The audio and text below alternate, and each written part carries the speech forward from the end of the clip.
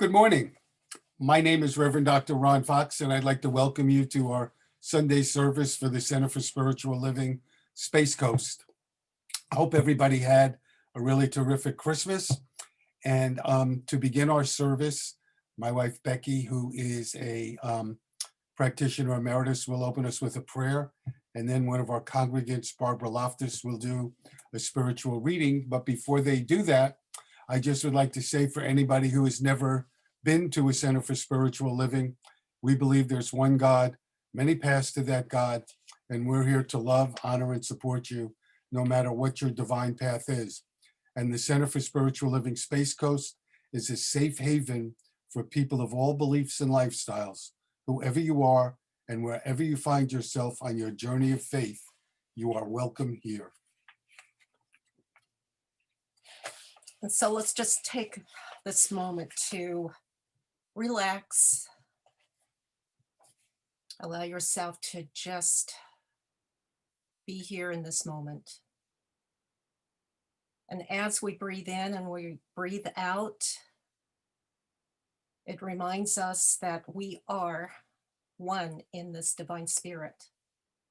That the same breath that we take in is the same breath that spirit breathes through us, as us, and for us. It is everywhere, this wonderful divine expression of love, of peace, of joy.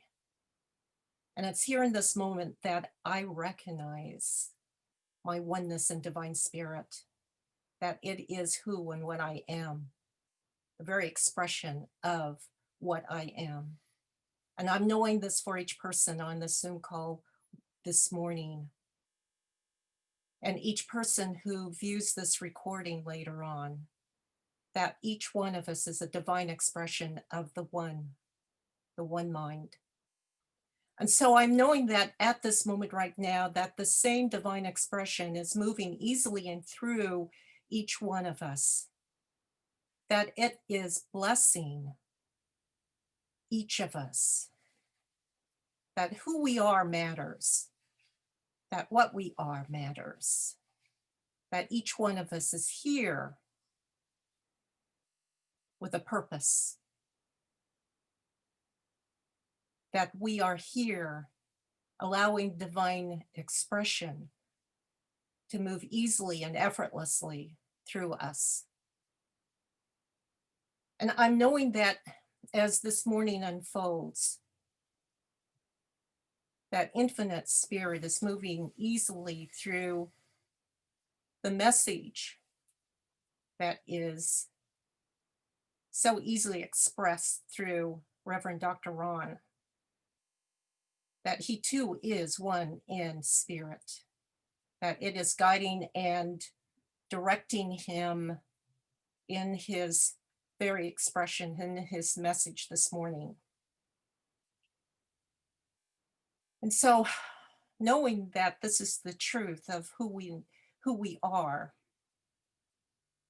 that we move into this expression, that we allow it to use us for the goodness of whatever it is that we are here to do. And so I release this, just knowing that all is good, all is well, and in divine order. I give thanks and just know that it is done. And so it is. And so it is.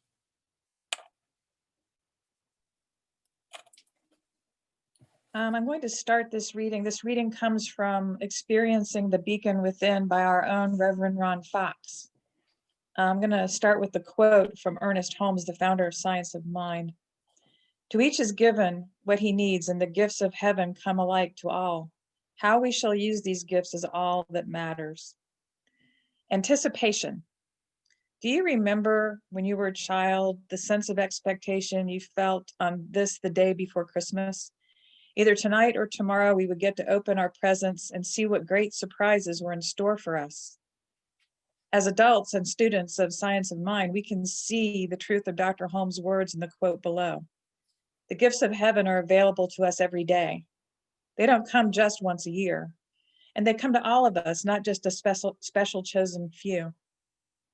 Isn't that an even more marvelous gift? Anything you and I could ever hope for are ours right now, just for the asking. We also get to choose how to use the gifts of spirit. In fact, we can choose not to use them. Perhaps the greatest gift of all is free choice. We can create the life we wish to have by simply saying yes to the one who created all that is. There is nothing to assemble, no warranties to fill out, no ribbons to untie, and no worries about returns. There is only recognizing our oneness with spirit and letting our good flow forth. Come to think of it, perhaps Carly Simon was right when in her quote she said, "These are the good old days." Thank you, Barb.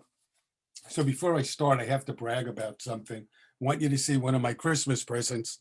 This shirt is designed by my wife, and it says "Love is my religion," and it's one of my favorite Christmas gifts this year. So my message title today is "A New Year, a New Slate," and usually at the end of the year, we do some kind of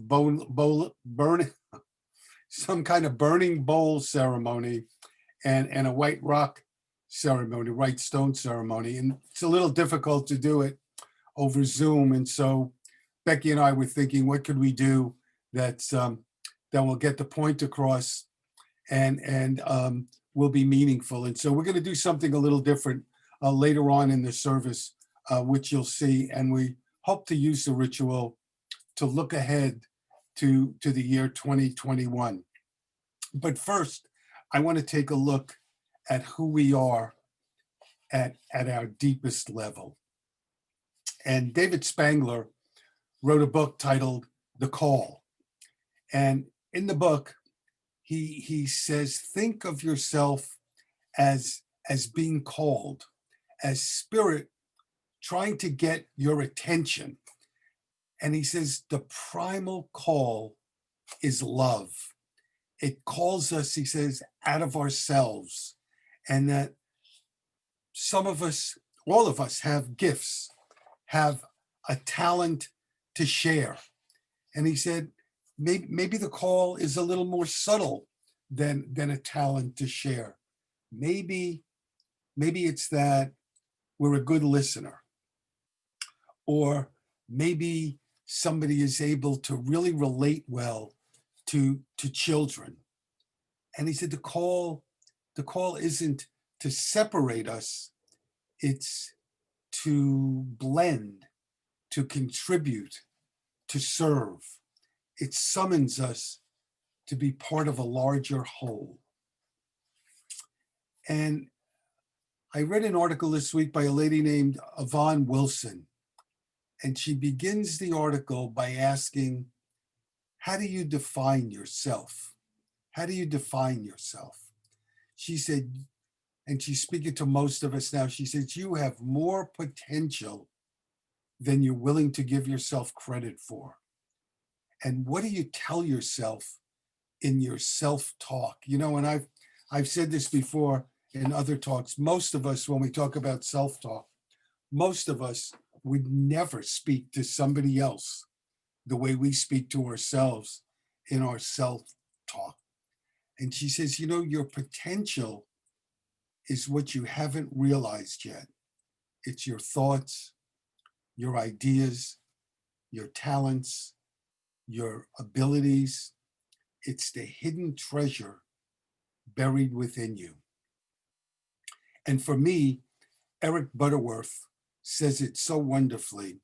He wrote, within me is the unborn possibility of limitless living, and mine is the privilege of giving birth to it.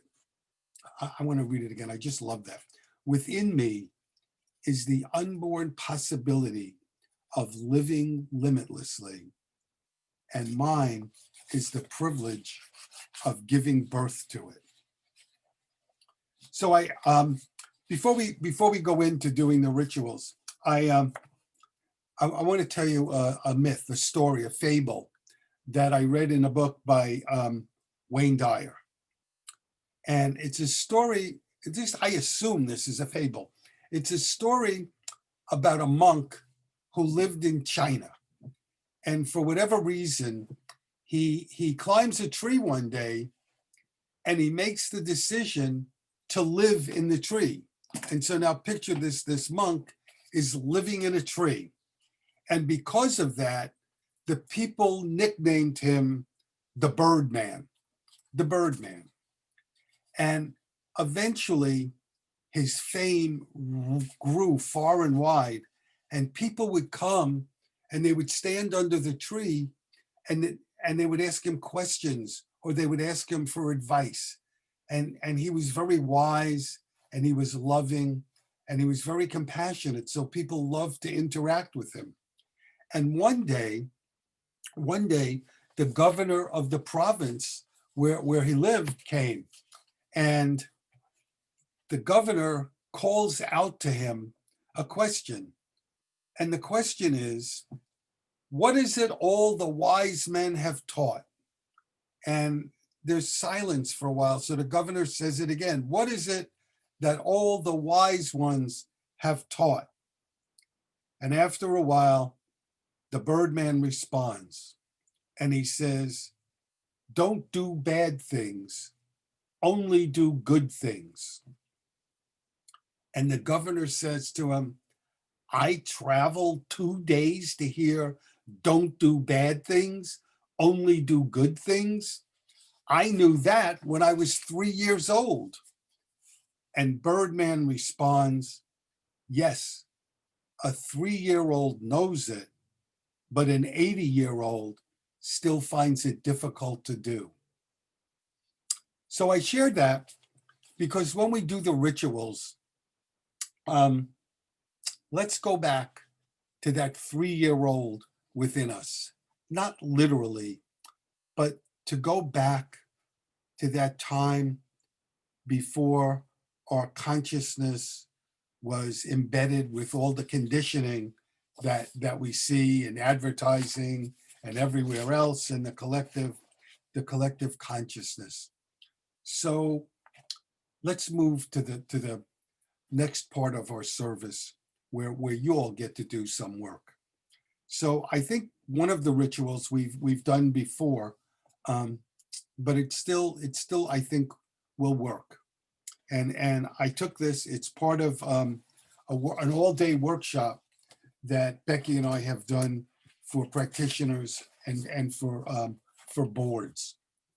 And so I want to begin it with a meditation.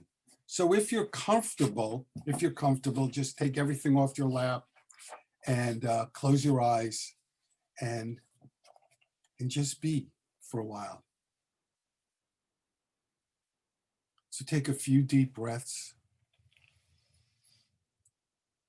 and exhale, and one more and one more. And remember what it really feels like to relax. Remember what it feels like to lie in the sun. Remember what it feels like to be loved. Remember doing something special for someone.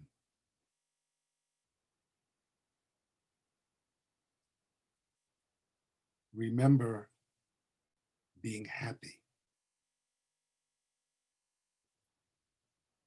Remember how it feels after a good night's sleep. Remember how it feels to laugh long and loud.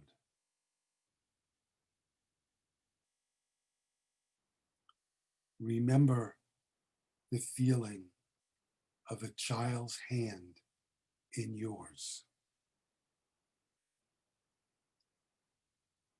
Remember being at peace with yourself. And now let's just sit in silence for a little bit, remembering the wonders of life.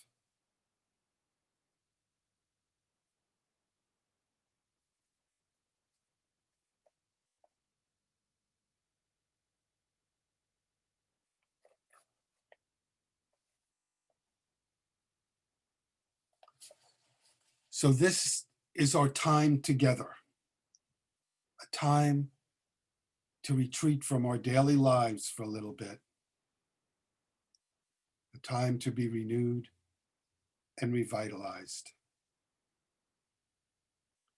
a time for some self-nurturing, a time to vision and anchor in our work and who we are.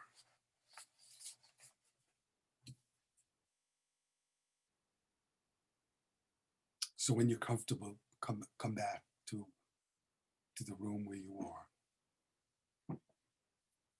And I've spoken before about Robert Fulghum. I love his writing. He writes deeply spiritual material, and he's got a great sense of humor in his writing. And in one of his books, he tells about a time he was sitting in his backyard, and a mother was berating her children in the next yard, and she was berating them with what he called great mother questions. And here's what they are. What on earth have you done? What in the name of God are you doing? What will you think of next? And who do you think you are? And he wrote that his dad simplified all of that by just saying, when the kids were bad, what the hell? But he makes the point that those children, those questions that he called great mother questions, children don't get them. Children just don't get them. They don't know. They don't know how to answer those kind of questions. He said, but as we grow older, they become great life questions. They become questions of accountability. What on earth have you done? What in the name of God are you doing? What will you think of next? Who do you think you are? And he adds on that one, a flourishing life depends on how you answer that question. So I thought one of the things we could do this morning is take a little time to answer those questions. So I'll give you a minute or so to jot down some answers, and I'll lead you through it. Okay, so let's take a minute to answer the first question. What on earth have you done? What on earth have you done?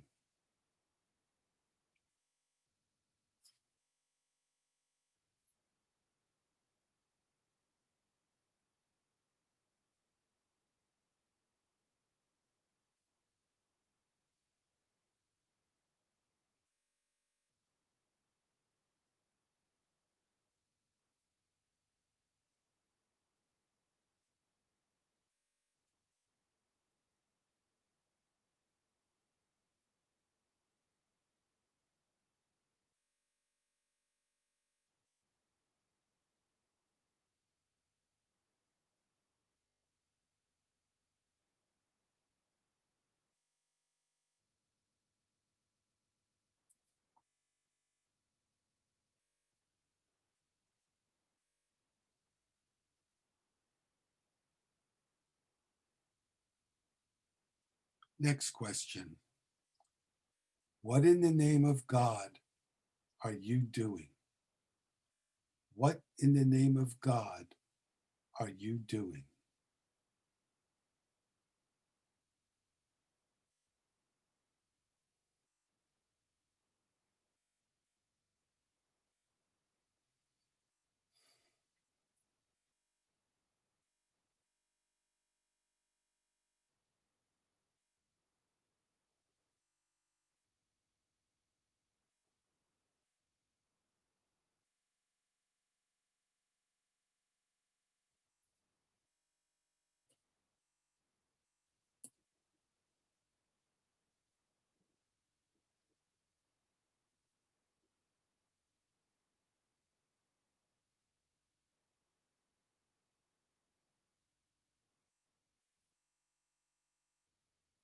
Next question.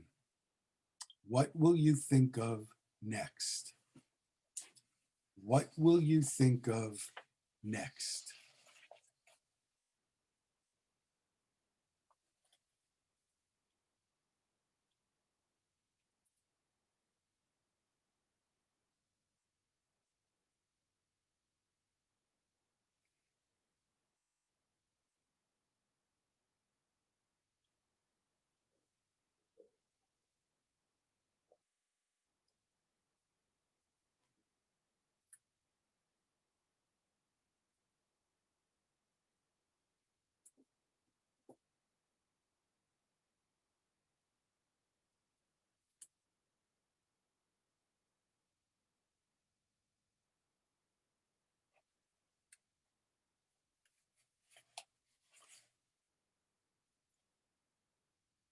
And the last question, who do you think you are?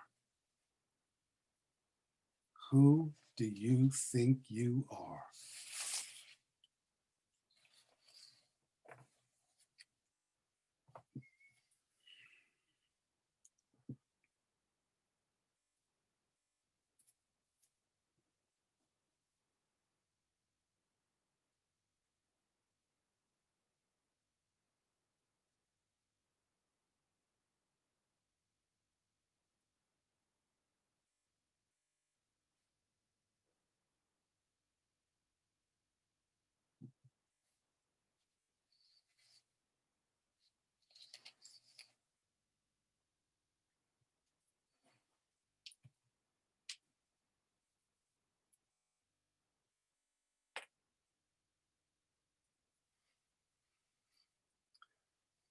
So, so I know that's not a lot of time, but you can certainly pick these questions up later. And I'd like to move on, and I want to do another exercise, but I want to do kind of a long introduction before we do that. So in 2008 or 2009, I forgot which year it was, I had pneumonia and I was really sick. And I saw a specialist who sent me for a test to see if I had something really serious wrong. And we were waiting to get the results of the test at the doctor's office, and my cell phone rang, and it was the doctor saying, "Don't go home. You need to get to the emergency room right away and tell them you have a pulmonary embolism." I didn't know what a pulmonary embolism was. And I was starting actually to feel better by the time I got to the doctor. So initially, I didn't take it too seriously. In fact, I was the one, Becky was with me, but I drove to the hospital, which nobody could believe when I got there. And they took us into the ER and they put me on a stretcher. And one of our practitioners was there. And when she left, for some reason, the seriousness of the experience really hit me. And I had the thought, I may never go home again. This is really serious. I might die in the hospital. And the words to a Garth Brooks song, If Tomorrow Never Comes, started to play in my head. And I spoke to Becky about it, and we both started to cry. And I remember saying to her, if I get out of this, remind me of this moment, because I know I need to do some things differently, like stop being so type A and taking things so seriously. And so obviously I made it. And a few weeks later, we were out at a Mexican restaurant with some friends, and I started telling them the story I just told you. And Becky, not in a mean way, but just in a matter of fact, kind of laughing way, said, you know, a couple of days after you was changed, but you're back now. It's been a couple of weeks. You really haven't changed. You're back being you. And not that it's that terrible, but you know, you wanted to make some changes and you didn't. And she said it smiling. And it really, really cut me deeply, because I remember thinking that night when I got into bed, oh my God, if almost dying won't change me, what will it take? The very next day, as Becky and I were driving to church, we were playing a CD of Daniel Nahmad, and one of his songs came on titled The Last Song. And I want to play it for you. I want to play it for you now. When that song started to play, I had to pull over. And the words, is the world a little more peaceful? The ocean and sky a little more blue? Is humankind a little bit wiser about the good that we can do? Have I given hope to the hopeless? Has a hungry soul been fed? Has a child stood taller from something I have said? Have I left kindness? Have I eased a little pain? So I want us to do one more exercise, but before we do, I want to do one more meditation. And I just want to mention to you that the meditation and the exercise both come from something that I've subscribed to the last several weeks. It's by Maria Shriver, and it's called Sunday Paper, and it's really terrific. It comes out Sundays, and there's one in the middle of the week. I forgot if it's Tuesday or Wednesday. And I would advise you, Maria Shriver's Sunday Paper, I think it's .com. It's really worth it. So I want to do a meditation that she had and then an exercise. So once again, if you close your eyes and become comfortable, put your hand over your heart. Breathe in and out. Now recall all your life's teachers. Yes, even those who hurt you, since the hurt teaches you something too. Gaze at them one by one and thank them for the lessons they have taught you.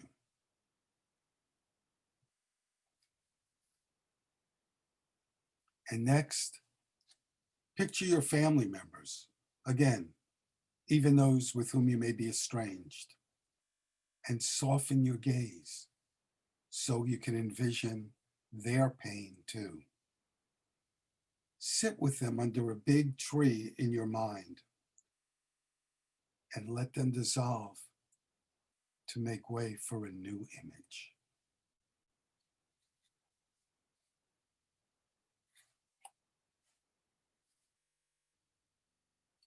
Now picture your friends. Thank each of them for holding space for you along your life's journey. Every single person has played a role in getting you to this moment. See their role in your life and honor it.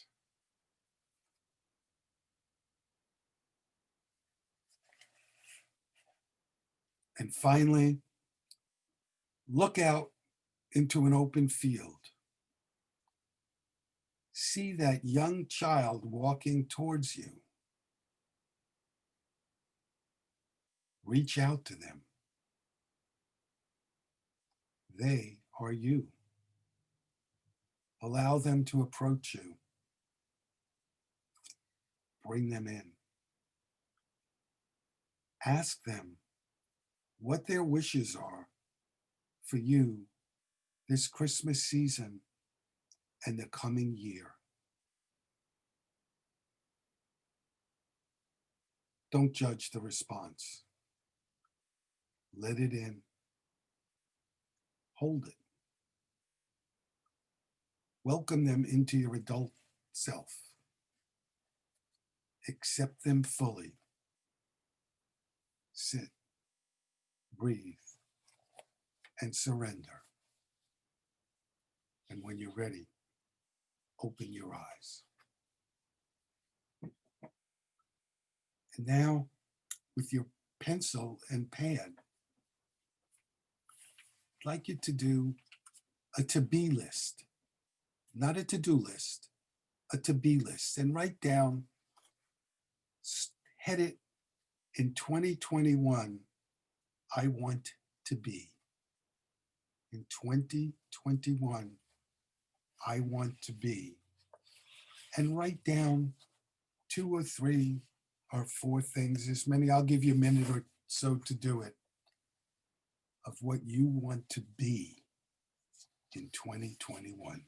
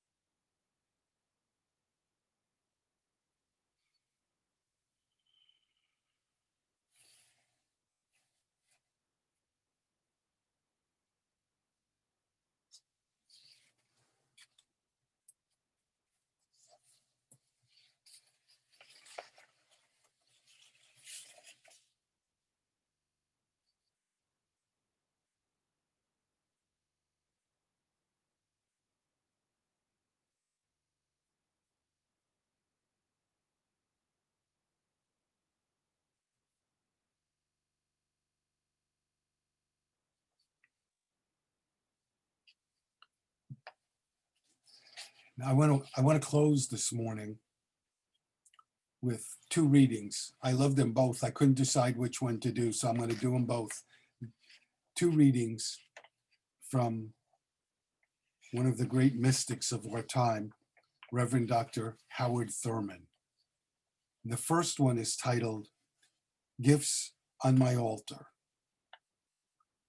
I place these gifts on my altar this Christmas, gifts that are mine as the years are mine, the quiet hopes that flood the earnest cargo of my dreams, the best of all good things for those I love, a fresh new trust for all whose faith is dim, the love of life, God's precious gift in reach of all, seeing in each day the seeds of the morrow, finding in each struggle the strength of renewal, seeking in each person the face of my brother. I place these gifts upon my altar this Christmas, gifts that are mine as the years are mine. And the second reading is titled, The Work of Christmas. When the song of the angels is stilled, when the star in the sky is gone, when the kings and princes are home, when the shepherds are back with their flock, the work of Christmas begins. To find the lost, to heal the broken, to feed the hungry, to release the prisoner, to rebuild the nations, to bring peace among others, to make music in the heart. Thank you for being here. God bless you. Have a wonderful week and Happy New Year.